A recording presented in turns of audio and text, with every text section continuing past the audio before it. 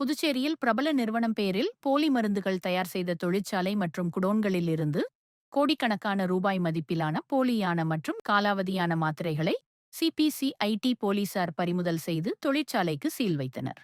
மேலும் பறிமுதல் செய்யப்பட்ட மாத்திரைகளை ஆய்வுக்காக மருந்து கட்டுப்பாட்டு அதிகாரிகள் எடுத்துச் சென்றனர். இது தொடர்பாக விசாரணை செய்த சிபிசிஐடி போலீசார் சீர்காழியை சேர்ந்த ராணா, காரைக்குடியை சேர்ந்த மெய்யப்பன் என்கின்ற இருவரையும் கடந்த 3 தினங்களுக்கு முன்பு கைது செய்தனர். சிபிசிஐடி போலீசார் அவர்களிடம் நடத்திய விசாரணையில் புதுச்சேரி ரெட்டியார்பாளையம் பகுதியில் குடியிருக்கும் மதுரையை சேர்ந்த ராஜா என்பவர் புதுவை மேட்டுப்பாளையம் தொழிற்பேட்டையில் போலி மருந்து தயாரிக்கும் தொழிற்சாலை நடத்தி வருவது தெரியவந்தது.